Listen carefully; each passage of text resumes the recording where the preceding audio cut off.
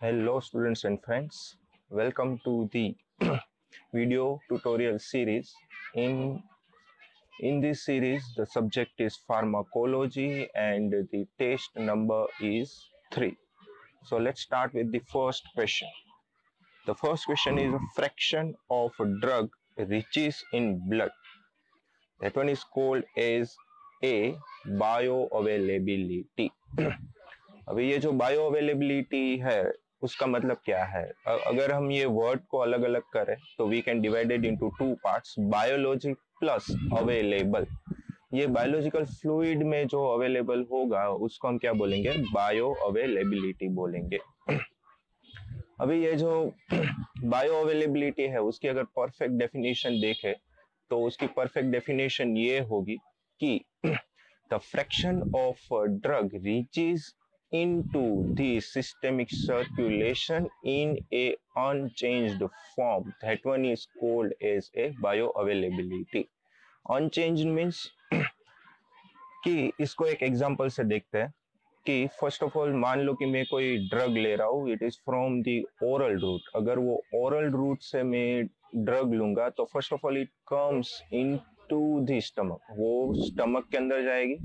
फिर स्टमक के अंदर ऐसा जरूरी नहीं होता कि 100% ड्रग जो है वो एब्जॉर्ब होगी, 100% नहीं होगी। मान लो कि उसमें से 10% ड्रग है वो एब्जॉर्ब नहीं हो रही और 90% ड्रग क्या हो गई? एब्जॉर्ब हो गई। और ये जो इंटेस्टाइन और स्टमक में से जो ड्रग एब्जॉर्ब हो रही है वो उसके बाद वो कहाँ पे जाएगी? It goes into the liver, और लीवर में जाके क्या होगा? उसका मेटाबॉलिज्म होगा। और मेटाबॉलिज्म होगा तो उसमें से भी बहुत सारी ड्रग है वो मेटाबोलाइज होके बॉडी के बाहर निकल जाएगी। उसके बाद जो लीवर के बाद जो भी सर्कुलेशन में जो ड्रग आएगी जो अनचेंज्ड है और जो हमारे अदर्स टिश्यू है या तो फिर वाइटल्स ऑर्गन्स है उसमें जाएगी, तो ये जो सर्कुलेशन है हम उसको क्या बोलेंगे? Systemic circulation. और यूजुअली सिस्टमिक सर्कुलेशन की डेफिनेशन देखें तो सिस्टमिक सर्कुलेशन की डेफिनेशन ये है कि हार्ट का जो लेफ्ट वेंट्रिकल है, लेफ्ट वेंट्रिकल से जो ब्लड बाहर निकलेगा और जो अदर ऑर्गन के पास जाएगा, और that circulation is called as a systemic circulation. और ये जो बायो अवेलेबिलिटी है, अगर अभी आप यहाँ पे एक ग्राफ देख सकते हैं, ये ग्राफ है टाइम वर्सेस कॉन्सेंट्रेशन का। अभी यहाँ पे ग्राफ देख सकते हैं, धीरे धीरे आप देखोगे तो एब्जॉर्प्शन धीरे धीरे धीरे धीरे धीरे धीरे बढ़ता जाएगा और फिर आफ्टर सम टाइम उसका जो कॉन्सेंट्रेशन है वो ऑप्टिमम हो जाएगा और हाई पीक पे रहेगा। After it the drug concentration will goes down, और धीरे धीरे करके उसका कॉन्सेंट्रेशन क्या हो जाएगा? ब्लड के अंदर से क्या हो जाएगा? डाउन हो जाएगा। और जो डाउन कॉन्सेंट्रेशन है एंड देन धीरे धीरे उसका फ्रैक्शन जो है नियरली अबाउट जीरो हो जाएगा। It is not a zero but nearly about zero हो जाएगा। अभी जो यहाँ पे ग्राफ मिल रहा है वो ग्राफ का जो नीचे का पार्ट है उसको हम यूजुअली क्या बोलते हैं? Area under curve. और एरिया अंडर कर्व से हम कोई भी ड्रग है उसकी हम क्या फाइंड कर सकते हैं? बायो अवेलेबिलिटी हम क्या कर सकते हैं? फाइंड कर सकते हैं। So the next question is first pass effect is seen with which route? तो इसमें आंसर क्या आएगा आप सबको पता होना चाहिए। अगर नींद में से भी उठा के पूछे कि इसका आंसर क्या आएगा तो आपको बोलना है सीधा ओरल रूट या तो फिर रेक्टल रूट।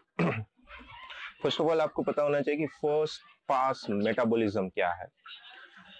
जब भी कोई ड्रग हम स्टमक से लेते हैं या तो फिर ओरल उसका सॉल्यूशन लेते हैं, तो ओरल सॉल्यूशन की जब लेंगे तो वो सबसे पहले कहाँ पे जाएगा? स्टमक में जाएगा और फिर उसके बाद इंटेस्टाइन में जाएगा और वहां से एब्जॉर्ब होके वो ड्रग किस में आएगा? ब्लड में आएगा। और वो जो ब्लड है वो सीधा का सीधा जो है हार्ट के अंदर या तो फिर बॉडी के अंदर नहीं जाएगा। First of all it goes into the liver, वो लीवर के अंदर जाएगा। लीवर के अंदर जाएगा, वहां पे उसका मेटाबॉलिज्म होगा और मेटाबॉलिज्म होने के बाद वो ब्लड बाहर वहां से निकलेगा और जो भी ड्रग है, ड्रग वहां से थोड़ी 20%, 30% उसकी एफिनिटी के अनुसार क्या होगी, मेटाबोलाइज होगी, और अनचेंज क्या होगी, बाहर निकलेगी.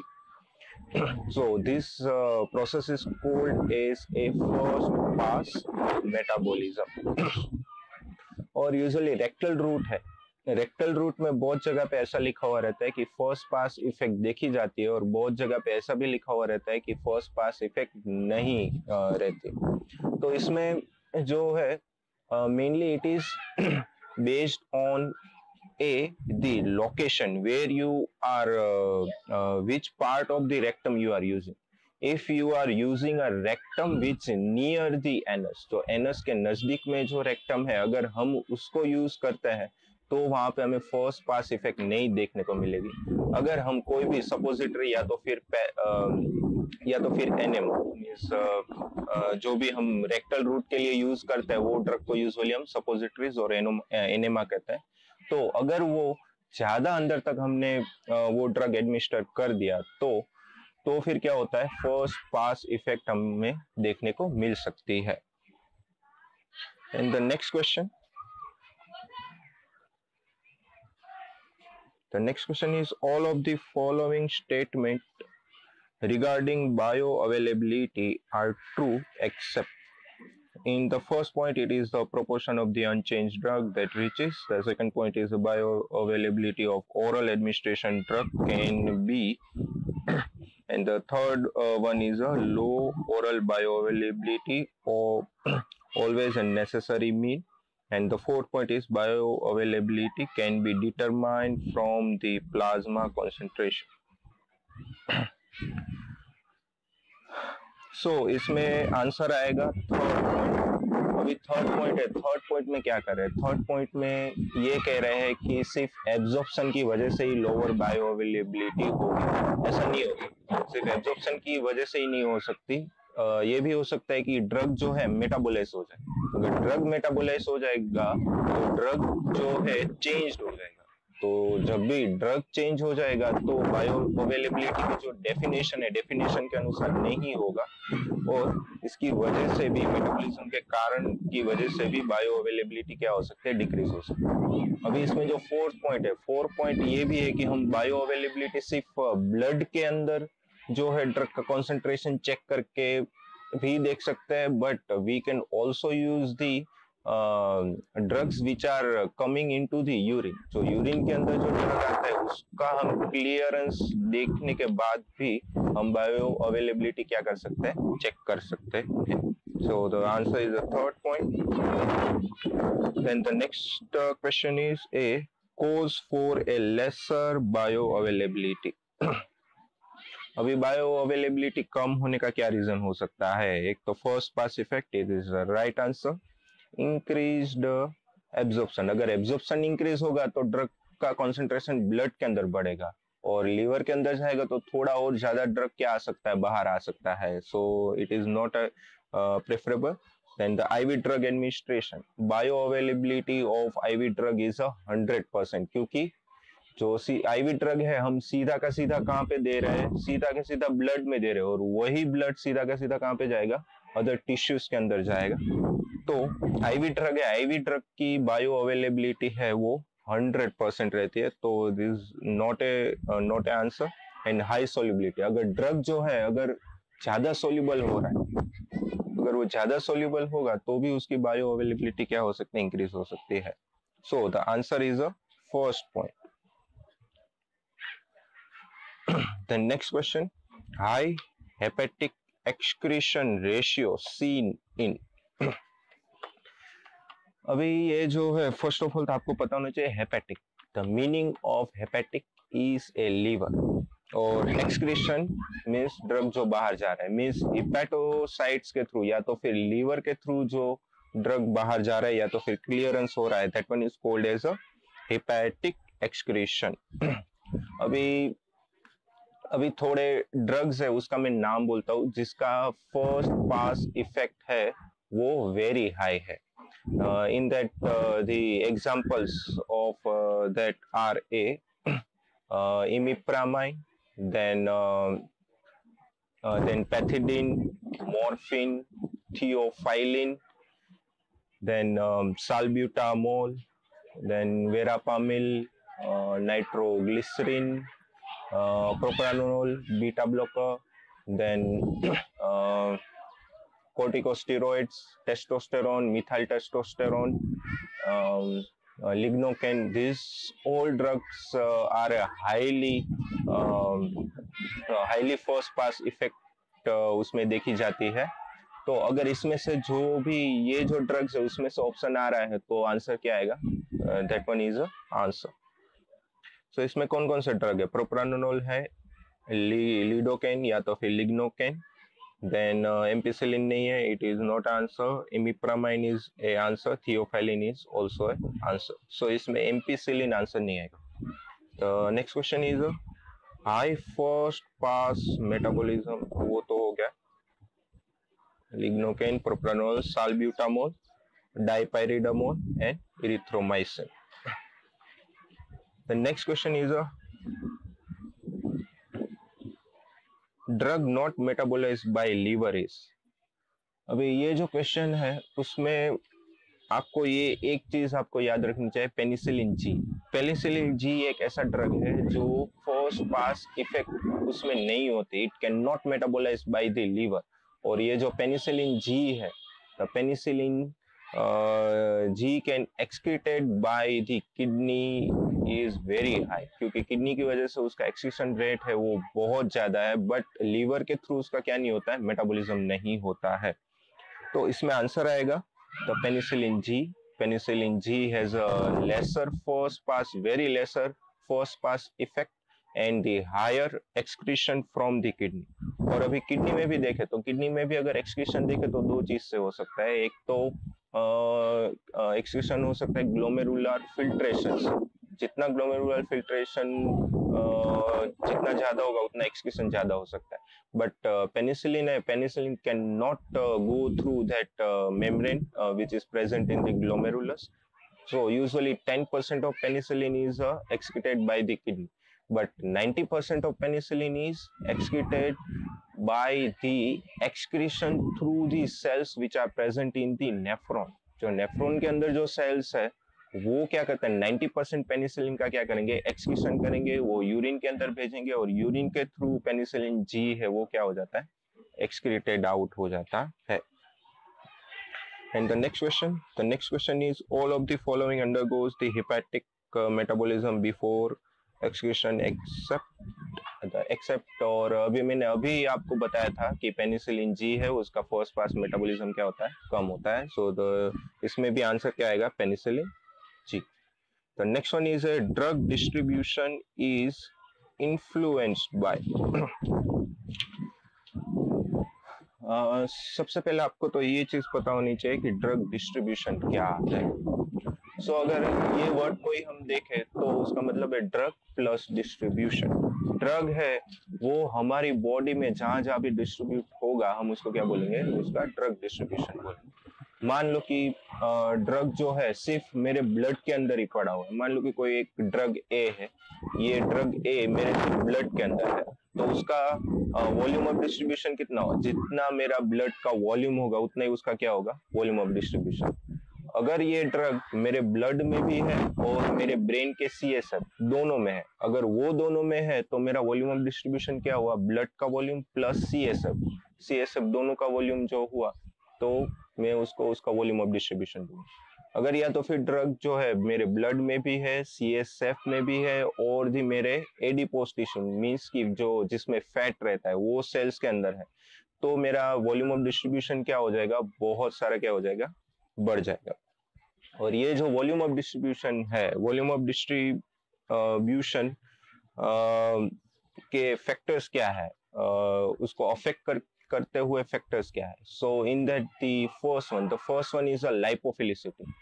जितना ड्रग लाइपोफिलिक होगा उतना ज्यादा उसका क्या होगा? डिस्ट्रीब्यूशन होगा. क्योंकि ब्लड ब्रेन बैरियर से कौन से टाइप के ड्रग पास हो सकते हैं? ओनली लाइपोफिलिक ड्रग ही पास हो सकते हैं. या तो फिर एडिपोज टिश्यू है, एडिपोज टिश्यू में कौन से ड्रग रहेंगे? उसके अंदर सिर्फ जो है लिपिड सोल्युबल ड्रग ही रहेंगे. मींस जितनी लाइपोफिलिसिटी ज्यादा उतना डिस्ट्रीब्यूशन क्या होगा? ज्यादा होगा. Then the second point is ionization. अभी जितना unionised form of the drug होगा, ड्रग का फॉर्म जितना अनआयोनाइज्ड होगा उतना वो टिश्यू के अंदर क्या होगा, ज्यादा एब्जॉर्ब होगा, और जितना ज्यादा एब्जॉर्ब होगा उतना ज्यादा उसका क्या होगा, वॉल्यूम ऑफ डिस्ट्रीब्यूशन क्या होगा, बढ़ेगा। मान लो कि मेरी स्किन है, तो अभी स्किन के पास जो ड्रग आएगा, if it is unionised in form, unionised form में होगा तो स्किन और वहां के जो मसल्स है, मसल्स के अंदर नहीं जा पाएगा, और मसल्स और स्किन के अंदर नहीं जा पाएगा तो हम उसका क्या नहीं गिन सकते, उसका वॉल्यूम भी नहीं गिन सकते, और उसकी वजह से उसका जो डिस्ट्रीब्यूशन है वो क्या होगा, कम होगा। Then the next point is a blood flow. जितना ज्यादा ब्लड फ्लो होगा उतना ज्यादा डिस्ट्रीब्यूशन बढ़ेगा, क्योंकि मेरे बॉडी में अगर ब्लड फ्लो ज्यादा है, जितना ज्यादा ब्लड फ्लो फास्ट होगा उतनी ज्यादा जल्दी से ड्रग जो है वो टिश्यू के पास जल्दी पहुंच सकता है। Then the next point is a specific organs. बहुत सारे ऐसे ड्रग्स है जिसको स्पेसिफिक ऑर्गन्स पे ही वो ज्यादातर क्या होता है, डिस्ट्रीब्यूट होते हैं। जैसे कि उसमें एक एग्जांपल देखते हैं, chloroquine. Chloroquine is a anti malarial drug, और ये जो है हमारी रेटिना है, रेटिना के अंदर क्या होता है, वहां जाके डिस्प्लेस होते हैं, ज्यादातर वहीं पे ही रहते हैं। इसलिए अगर हमने क्लोरोक्विन ज्यादा ले लिया तो उसकी वजह से हमारी आई साइट बिगड़ने के चांसेस रह सकते हैं, और हमें रेटिनोपैथी हो सकती है, रेटिना हमारी क्या क्या हो सकती है, बिगड़ सकती है। Then the next one is lipid content. Means कि अगर पर्सन के अंदर लिपिड ज्यादा है, तो अगर पर्सन के अंदर लिपिड ज्यादा होगा तो मैं कोई लाइपोफिलिक ड्रग लूंगा तो उसकी वजह से जो लाइपोफिलिक ड्रग है वो लिपिड में ज्यादा स्टोर होगा, तो उसकी वजह से वॉल्यूम ऑफ डिस्ट्रीब्यूशन भी क्या हो जाएगा, लिपिड के अंदर क्या होगा, बढ़ जाएगा। And the next point is a pregnancy. जब भी प्रेगनेंसी होती है तो उसकी वजह से भी बहुत सारे जो प्रोटीन्स है, प्रोटीन्स का जो बाइंड करने का जो नेचर है वो बहुत बार बदल जाता है, तो उसकी वजह से भी हमारा जो ड्रग का डिस्ट्रीब्यूशन है वो कम या तो फिर क्या हो सकता है, ज्यादा हो सकता है। सो इसमें अगर देखें तो आंसर क्या आ सकता है, ड्रग बाइंडिंग भी आंसर आएगा, क्योंकि जितना ड्रग बाइंड हुआ रहेगा उतना वो टिश्यू के अंदर नहीं जा पाएगा। अभी आगे मैं आपको समझाऊंगा कि albumin and alpha 1 acid glycoprotein के बारे में भी समझाऊंगा।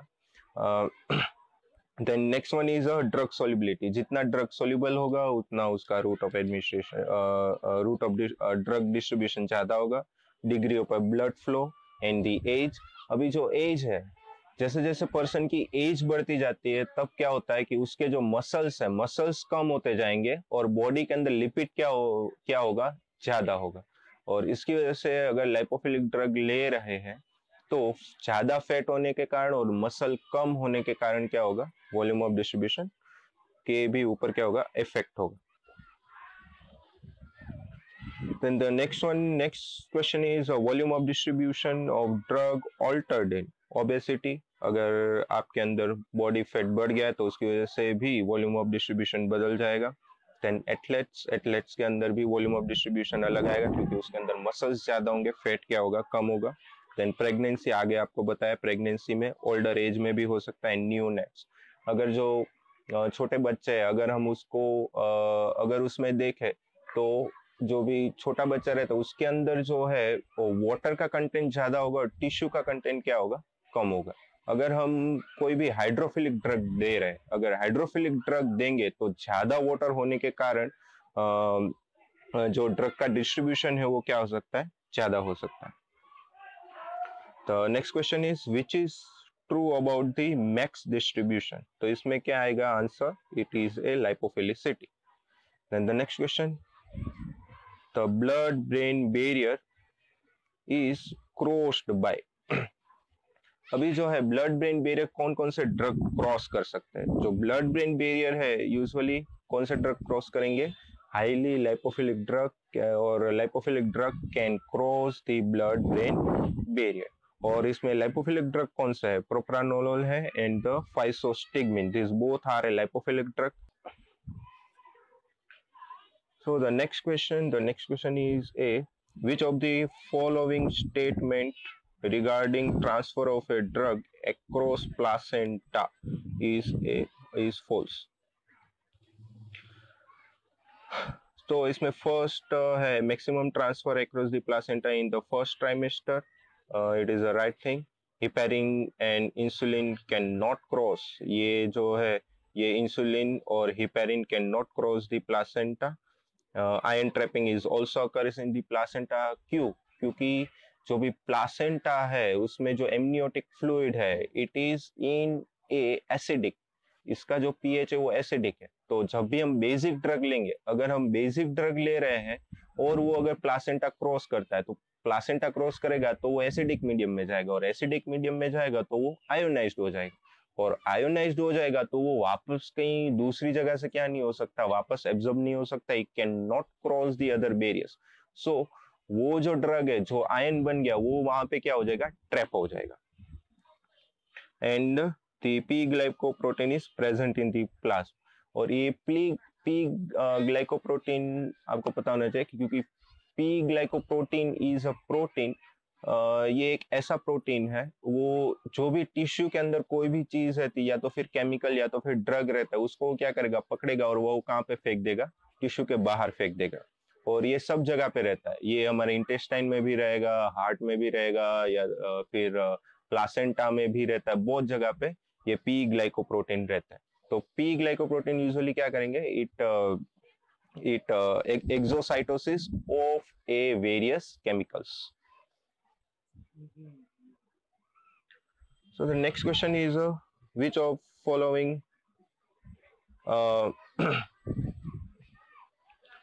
the drug X has a affinity to bind with albumin and Y has a 150 times more binding to with albumin than X true statement.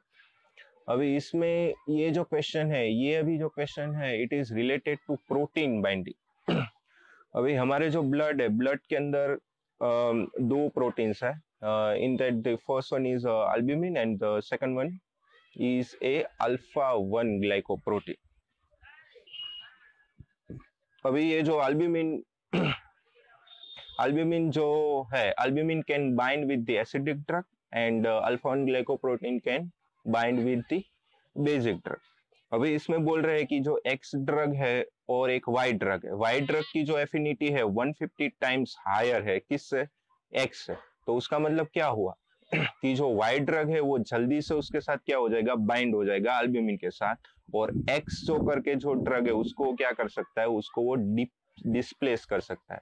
अगर वो वहां से डिस्प्लेस हो गया, अगर वो वहां से डिस्प्लेस हो जाएगा तो फिर क्या होगा, वहां से अगर डिस्प्लेस हो गया तो वो फ्री हो गया, और जितना फ्री हो गया उसकी वजह से जो टिश्यू है टिश्यू के अंदर ज्यादा से ज्यादा वो क्या हो जाएगा, एब्जॉर्ब हो जाएगा. एक चीज ध्यान रखेगा कि जितना ड्रग फ्री रहेगा उसकी उतनी ही एक्टिविटी ज्यादा आएगी, और जो ड्रग है वो जल्दी से कहाँ पे चला जाएगा, टिश्यू के अंदर जल्दी से चला जाएगा, और ब्लड में से उसका कॉन्सेंट्रेशन क्या हो जाएगा, कम हो जाएगा. So in which the first point is a drug X is available more in the tissue. ये सही बात है क्योंकि जितना फ्री हो गया उतना जल्दी से वो कहाँ पे चला जाएगा, टिश्यू में चला जाएगा. Drug Y will be more available in tissue. नहीं, क्योंकि ड्रग Y जो है वो तो अल्ब्यूमिन के साथ जुड़ गया, और अल्ब्यूमिन के साथ जो एक बार वो जुड़ जाएगा तो it can not goes into the tissue, वो टिश्यू के अंदर भी नहीं जा पाएगा. और एक फायदा ये भी होगा कि उसकी वजह से जो है उसका एक्सक्रीशन भी क्या हो जाता है, कम हो जाता है. And the free concentration of x in blood will be मोर. ये भी नहीं हो सकता क्योंकि क्या होगा कि जो ड्रग है, ड्रग कहाँ पे चला जाएगा, टिश्यू में चला जाएगा.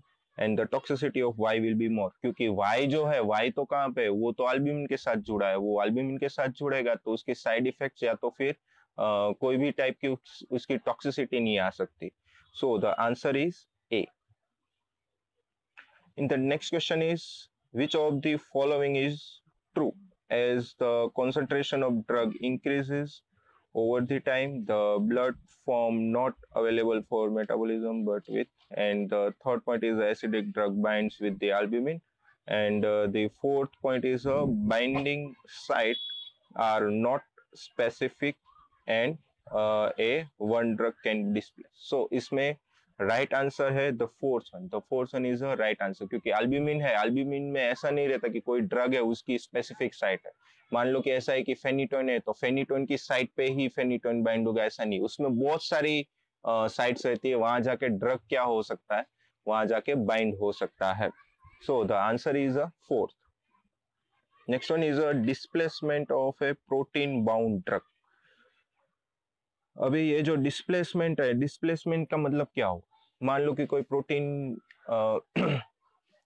कोई प्रोटीन है अल्ब्यूमिन या तो फिर अल्फा वन ग्लाइकोप्रोटीन है, उसके साथ एक ड्रग जुड़ा हुआ है. उसके साथ अगर कोई एक ड्रग जुड़ा हुआ है और दूसरा जो ड्रग है उसकी एफिनिटी बहुत हाई है, तो वो आके जुड़ जाएगा और दूसरे ड्रग को क्या कर देगा, वो डिस्प्लेस कर देगा. तो अभी अगर इसमें डिस्प्लेस हो रहा है तो उसकी वजह से क्या होगा, increase the drug plasma level, increase the side effects तो कभी इंक्रीज नहीं हो सकती, decrease the free level and decrease is the effect. तो इसमें आंसर आएगा increase is the drug plasma level, क्योंकि क्या होगा कि ड्रग का प्लाज्मा का लेवल क्या हो जाएगा, इंक्रीज हो जाएगा, और इसकी वजह से साइड इफेक्ट्स जो है वो भी क्या हो सकते हैं, इंक्रीज हो सकती है. एंड फ्री लेवल जो है वो डिक्रीज नहीं होगा, बढ़ेगा. And decrease the effect, effect decrease नहीं होगी, और भी ज्यादा बढ़ेगी. और albumin can bind with the acidic drug and the globulin can bind with the basic drug. कौन कौन से ड्रग है जो अल्ब्यूमिन के साथ बाइंड हो सकते हैं. अगर उसमें हम एग्जांपल ले तो उसमें अल्ब्यूमिन के साथ बाइंड होने वाले एसिडिक ड्रग्स है वो आएंगे. The first one is a benzodiazepines, then phenobarbital, then phenytoin, valproate, NSAID, जितने भी एनसेड्स है वो, देन टोलब्यूटामाइड आएगा, देन सल्फोनेमाइड्स आएंगे, देन पेनिसिलिन आएगा and tetracycline. These are the acidic bound drug. And the next one is basic drugs which are bind with the alpha 1 glycoprotein. alpha 1 glycoprotein के साथ कौन से ड्रग बाइंड हो गए, तो उसमें अगर एग्जांपल देखें तो उसमें आएगा beta blockers like propranolol, then verapamil, then prazosin, disopyramide, then imipramine, then pethidine, pethidine आएगा. So this drugs can bind with the alpha 1 acid glycoprotein. And the next question, identify the wrong statement. इसमें से कौन सा statement है वो wrong है. Acidic drugs bind to the albumin, सही है. Basic drugs bind to the alpha 1 acid glycoprotein in the plasma. The drug having the higher affinity can displace the other, सही है. The sex steroid hormone do not bind to any protein. So इसमें answer आएगा the fourth one. अभी ये जो sex hormones है, तो sex hormones कितने टाइप के, टेस्टोस्टेरोन है, फिर एस्ट्रोजन है, देन प्रोजेस्टेरोन है. ये सारे ड्रग्स है, उनका एक अलग प्रोटीन है. जैसे कि एसिडिक ड्रग के लिए एल्ब्यूमिन है और बेसिक ड्रग के लिए ग्लोबुलिन है, वैसे ही सेक्स हॉर्मोन्स के लिए कौन सा है, androgen binding protein. Androgen binding protein होगा, उसके साथ जो भी हॉर्मोन्स है वो क्या हो जाएंगे, बाइंड हो जाएंगे, उसके साथ बाइंड हो जाएंगे. तो it is like a albumin and globulin. So the answer is a, fourth point.